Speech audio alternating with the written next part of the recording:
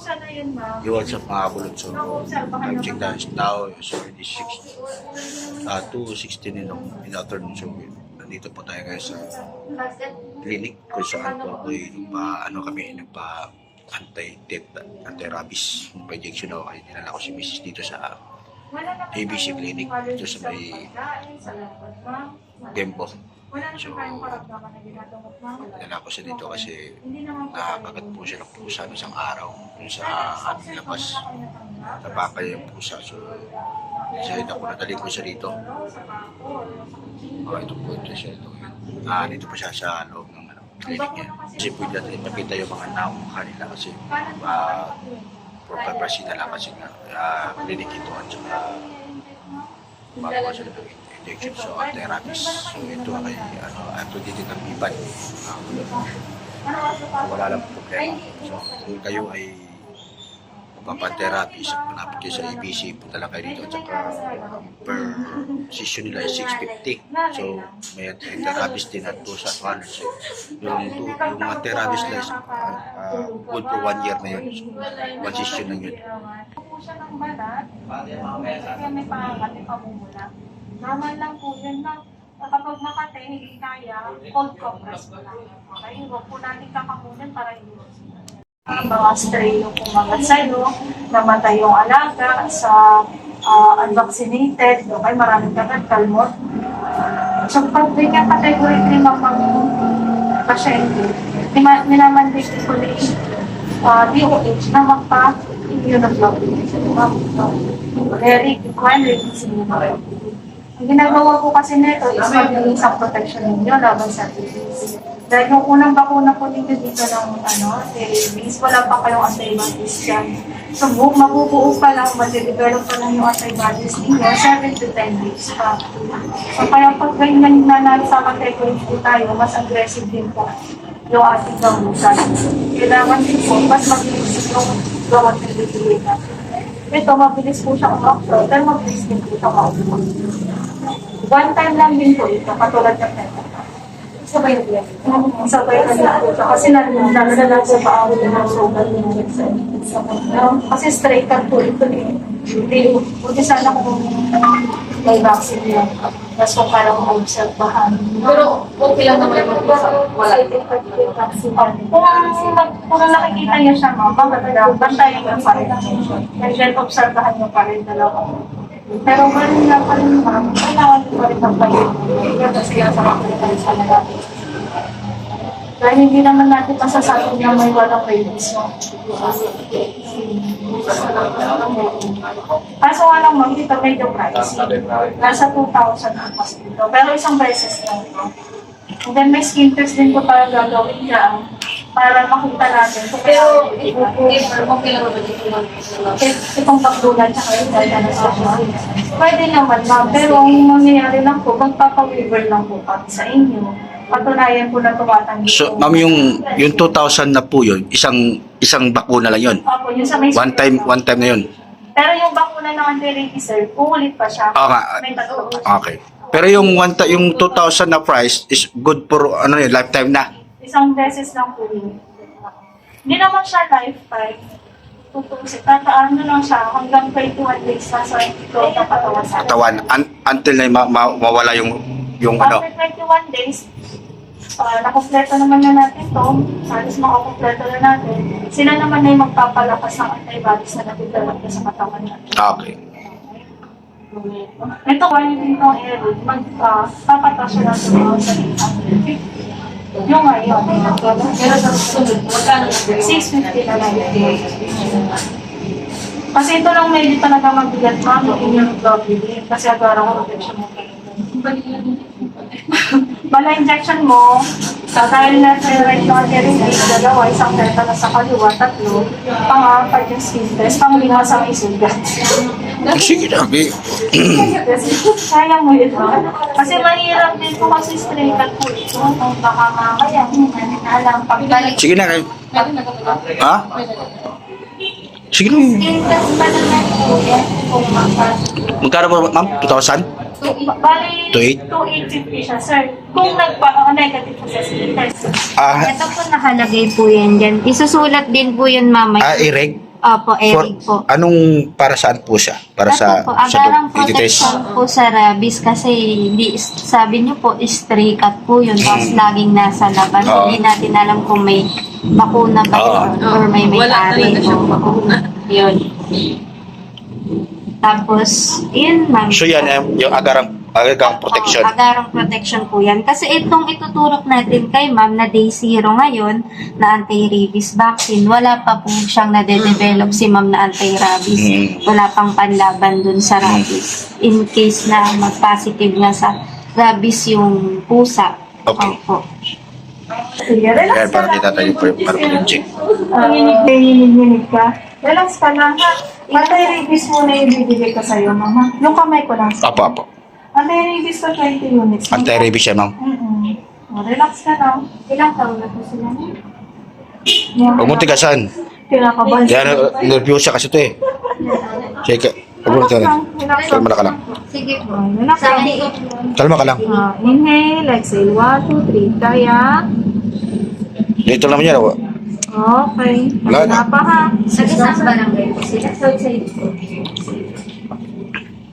Balik dalawang tinukurok niya mga kabulot. 1, 2, 3. Wala din. 70, Kaya. 74. 1 tingalan. Pag nilagnat ka, inupan Tetanus toxoid. Okay. Relax lang. Mahirap pa talaga makagat ka ng ng mga pusa, aso. Relax lang. Hinamalalim. 1, 2, 3. Kaya ma'am. Inhale, exhale ka lang. Okay, sorry. Tawag na yung bulak mo. Wala ko na bulak. Yung mga kabulot, may two-way silang paraan para maagapan yung bayaran. Yung anti-rabies, yung meron silang isang price list na 2,800. So nakakalaga 2,800 at saka meron silang precision.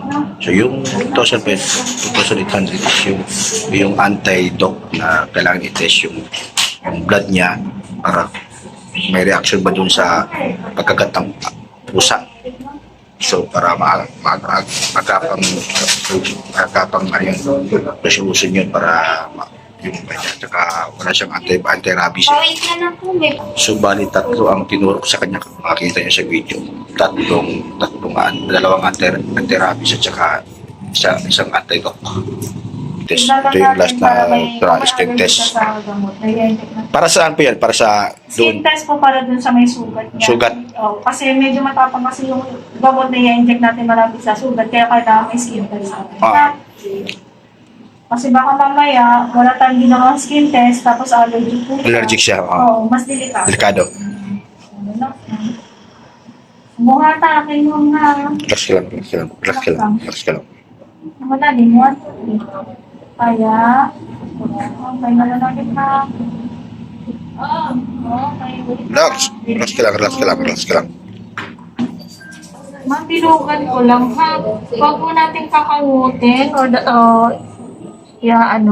ididiinan para makita. Pula. Ayan, pula-pula yan. Ayan. Opo. Nag-react kasi nga yung positive ka. So, hindi tayo Pwede mag-inject nun. Hindi tayo pwedeng mag-inject ng Eric sa'yo. Okay? Kasi kapag nag-inject po tayo ng Eric, tapos ganyan nga na may reaction sa'yo, Reaction. mas lalong baka mamaya mapahamak ka pa, mahirapan ka muna. Okay, no? So pag ganyan, ma'am, na positive tayo sa Eric, may re-recommend kami sa inyo pa na isang gamot. Pero ang meron lang yan, mga tertiary hospital, St. Louis Medical City, Makati Med, San Lasa. Okay? So ito yung kailangan mo, ma'am. For age league ka. Okay? Itong age league din, ma'am, katumbas lang din yan ng age league. Okay? Kung sa San Lazaro po kayo pupunta, pwedeng may bayaran kayo. Pero pwede nyo din siyang ilapit sa malasakit na organization para wala kayong mabayaran. Kano kaya mababayaran niyo? Depende po yun sa timbang. Okay? At timbang. O, titimbang niyo siya doon. So, pag nilapit niyo sa malasakit niyo, wala kang babayaran. Ang babayaran niyo lang, yung 50 pesos na admission. Okay, para malibre kayo. Okay? Kasi yung iba kasi, Anong hanapin lang naman yung wala, punta lang kayo sa San Lazaro ma'am. Paano nyo na magpapa-age leave kayo dahil na positive kayo sa HIV? Okay? Bakit? Straight cash po kasi yun, hanggang hindi na po ma-observahan. So ito din mag-age leave, kailangan magpa-inject nyo din siya, 6 days po muna ngayon. From day 0. So kung kaya nyo pa rin pong humabol ng San Lazaro ngayon, mas okay. Para maaga maibigay sa inyo. So, Malabo. oo. Kung hindi kayo makapunta ngayon, pwede naman bukas. Basta bago mag-February 1, dapat mapa-inject nyo na po. Agarang protection nyo kasi ito mo, dahil straight cut ito. Kailangan i-comply talaga yun siya. Okay, sana kung yung nauobserbahan natin, kung alaga natin, kung may vaccine po. Kaso nga lang, hindi natin alaga, gala ito, talagang walang vaccine ito. So, baka kaya, mamaya may mga nakasalamuhan na may rabies, mga alaga. Doon kasi nila nakukuha yun sa mga galang ahayop din na makakagat sila o makakaaway nila. Okay. So, yung pagbalik mo na lang, ma'am, 6:50 na lang yan. Bakuna na lang tayo. Paano kung hindi ka po siya ma-comply? Kung hindi nyo siya mai-comply, 6 na araw mo lang kayo, ma'am. Tapusin nyo ito hanggang February 25. Pero, kung nakikita nyo to, Oo, nakikita. Kung nakikita nyo, pwede nyo obserbahan ng 2 linggo. Kung walang nangyari sa kanya sa loob ng 2 linggo na yon, ito, kahit hindi nyo siya kunin. Pero kapag sa 2 linggo na yon, o kaya before mag-Feb 1, namatay yun, no choice tayo. Kailangan ko talaga Magpa-HA siyang tayo. i-comply. And then, syempre, tapusin pa rin natin. 3, 7, 8, 20. Okay? So, kailan po ito pwede gano'n? Ito, sa linggo na yung sunod na schedule. February 28. Tapos Feb 1. Oo, Feb 1, tapos Feb 20. Feb 1 is Thursday ulit. Thursday ma'am. po yung February. So, linggo na po ulit yung February 25. Sige po. Wala yun. And may concern sila, ma'am. Wala naman. Okay. Sige, positive kasi tayo kaya hindi talaga no? Kasi nag-react yung ano niya. Oo. Bakit nag-react siya? Ay, ibig sabihin, positive na po siya sa gamot. Allergy. siya. Ah. Okay. Sige. Kasi lumagpas siya sa bilog. Pero wala man siyang nararamdaman kahit ano. Pero lumagpas Sabi ko nga kanina eh, nag-react yung ano mo, nag-rashes ka. natin pwede po i-push Oo nga. po yun. Kasi baka ano pa kung nangyari. Mahirap po. Sige po. May tanong pa, ma'am? Wala naman na po. Okay. Yan ha, kung ano, kakainin niyo muna sa labas ninyo. Kung talagang hindi mo muna siya. Oo. Sige po. Alagaan Basta po buhay namin siya. Basta buhay siya hanggang February 1, tapusin niyo na lang hanggang February 25. Pag lumampas sa February 1 na buhay siya, ibig sabihin Okay na, walang Oh, ito kasi hindi, kahit hindi na. Basta tapusin niyo na yung Kung halimbawa mamatay siya ng bago February 12, February 12, tapusin February 2. February 2, tapusin niyo February 25. Okay. Basta matapos na to, matapos na to. Kasi 6 days lang kasi ito pwede i-inject sa katawan. Okay. Ha? Sige po. Sige po. Mag-8:50 na lang.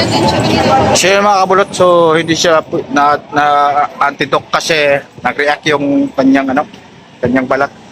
Allergic siya sa gamot, so hindi pwede. Kasi nag-reaction, you know. Nagka-rashes siya dito. Nagka-rashes siya, lumampas sa zero, sa wala eh.